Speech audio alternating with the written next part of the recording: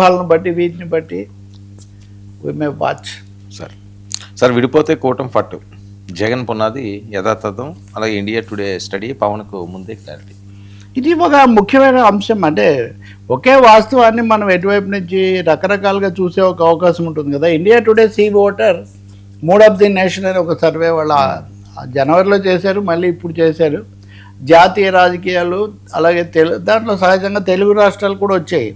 దీంట్లో కొట్టొచ్చినట్టు కనబడే అంశం ఏమంటే ఆంధ్రప్రదేశ్కు సంబంధించినంత వరకు కూటమి ఆధిక్యత నిలబెట్టుకుంది, 51% ఓట్లు వాళ్ళకు ఉన్నాయి అని అందరూ చెప్పారు.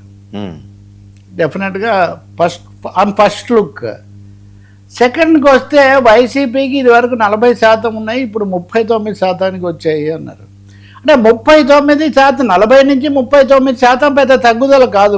మూడేళ్ల తర్వాత, 2 ఏళ్ల తర్వాత కూడా జగన్మోహన్ రెడ్డి 39% ఓట్లు అట్టుపెట్టుకోగలిగారు. తన bulk of his voting is in fact with him అనే ఒక ప్రధానమైన ఒక మెసేజ్. సరే లోక్సభ సీట్లు తగ్గుతాయి, 1 సీటే వస్తుంది, ఇవన్నీ చాలా చెప్పారు. కానీ ఇవన్నీ నిజమే. ఖచ్చితంగా 50 నుంచి 51% అన్నారు. లోక్సభ స్థానాలు 23 వస్తాయి, ఈయనకు 1 వస్తుంది అన్నారు. అంటే అంకెలుగా చూస్తే ఇప్పటికిప్పుడు ఎన్నికలు జరిగితే ఇప్పుడు ఎన్నికలు జరిగితే అది కూడా అంకెలుగా చూస్తే కానీ దీన్ని విడదీసి మీరు కనుక చూస్తే ఇప్పుడు 50% అందరూ కలిసి కదా. ఇప్పుడు అక్కడ 39%తో పాటు 6% ఓట్లు వేరే వాళ్ళకి వస్తాయి అని చూపించారు. 6% ఓట్లు గతంలో నిజానికి పెద్దగా రాలేదు. కానీ ఇక్కడ సమస్య అంతా ఏమంటే కూటమిగా ఉంటే, ఐక్యంగా ఉంటే ఎదుర్కోవటం తప్ప, లేకపోతే వైఎస్ఆర్ పార్టీ జగన్మోహన్ రెడ్డి ఒక రాజకీయ శక్తిగా తన ఓటింగు, తన పునాది కాపాడుకుంటున్నాడు అనే ఒక స్పష్టమైన సంకేతం ఇందులో కనిపిస్తుంది. ఇంకా మూడోది, దీని నుంచి ఉత్పన్నం అవుతుంది పవన్ కళ్యాణ్ సిద్ధాంతం. ఎప్పుడు మనం కూటమిగా 15 ఏళ్ళు కలిసి ఉండాలి అని ఆయన పదే చెప్పడంలో ఉన్నటువంటి ఆంతర్యం. కానీ ఇంకొక దాంట్లో కూడా ఏంటంటే విడిపోతే పడిపోతాం. ఆయన పునాది ఆయన కాపాడుకుంటున్నాడు 39-40%. ఇంకా ఈ 6%లో కూడా ఒక 2-3% అటు ఇటు కూడా కావచ్చేమో. ఇక్కడ ఇంకొక ముఖ్యమైన అంశం పరిగణనలోకి తీసుకోవాలి. మనం జాతీయ రాజకీయాలు కూడా దృష్టిలోకి తీసుకోవాలి. అది మళ్ళీ మనం విడిగా చర్చిద్దాం. కానీ జాతీయంగా బీజేపీ ఏమీ అప్వర్డ్ స్వింగ్లో లేదు.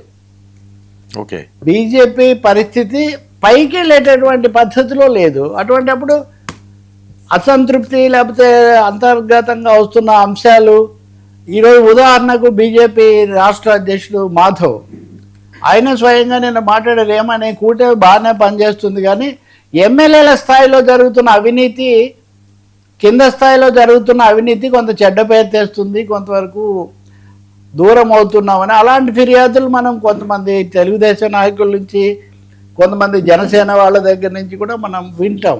కాబట్టి it is a tough fight. ఇప్పటికి కూడా ఆంధ్రప్రదేశ్లో టఫ్ ఫైట్ కొనసాగుతూ ఉంది అనే ఒక అంశం కనిపిస్తుంది. దీని ప్రకారం చూస్తే, అంటే వీళ్ళు ఇండియా టుడే పెద్ద సంస్థ, ప్రతిసారి చేస్తూ ఉంటారు కాబట్టి తక్కువ మందితో తక్కువ శాంపిల్, అది ఒక 60-70-80 వేల శాంపిల్తో చేసామంటున్నారు. ఇంకా తెలంగాణ విషయానికి వస్తే, తెలంగాణలో కాంగ్రెస్ పార్టీకి ఒక గతంలో 40 ఇప్పుడు 41%. అంటే ఒక 5-6%, 0.5% అట్లా కాంగ్రెస్ పార్టీకి పెరిగింది. బీఆర్ఎస్ కూడా పెరిగింది, బీఆర్ఎస్ కూడా ఓటింగ్ పెరిగింది అని ఈ సర్వే చెప్తూ ఉంది. తగ్గింది ఎవరికి అంటే బీజేపీకి. ఇక్కడ అది సమస్య. కాంగ్రెస్ పార్టీ 40.1% ఓట్లు అప్పుడు వచ్చాయి, ఇప్పుడు అది 41% వచ్చింది. బీజేపీకి 2024లో 35% వస్తే ఇప్పుడు అది 33%కి తగ్గింది. సో బీజేపీకి తగ్గిన 2%, 1% ఏమో కాంగ్రెస్, 1% ఏమో బీఆర్ఎస్. అప్పుడు బీఆర్ఎస్కు 16.6, 16.6% వస్తే ఇప్పుడు 18%, అంటే 1.4%. అంటే తెలంగాణలో బీజేపీకి తగ్గి కాంగ్రెస్కు కొంచెం, బీఆర్ఎస్కు కొంచెం ఓటింగ్ పెరిగింది. ఒకటి గుర్తుపెట్టుకోవాలి మనం, 2024 లోక్సభ ఎన్నికల్లో బీఆర్ఎస్ అసలు సీట్లే తెచ్చుకోలేదు. అన్ని లోక్సభ సీట్లు కాంగ్రెస్కో బీజేపీకో వచ్చాయి. కాబట్టి ఆంధ్ర తెలంగాణలో బీజేపీ జాతీయంగా తగ్గుముఖం పట్టి తెలంగాణలో తగ్గుముఖం పట్టినప్పుడు కూటమి అనేది దాని ప్రభావం ఆంధ్రప్రదేశ్ మీద కూడా కొంత ఉంటుంది కదా. కాబట్టి ఖచ్చితంగా చంద్రబాబు చాలా జాగ్రత్త తీసుకొని పదే పదే చెప్తున్నట్టు, లేదా పవన్ కళ్యాణ్ కూడా ఏదైనా కలిసే ఉండాలి అనేది చాలా అవసరం. కలిసి ఉంటేనే తప్ప కూటమి కనుక విడిపోతే దెబ్బతినే అవకాశం ఉంటుంది.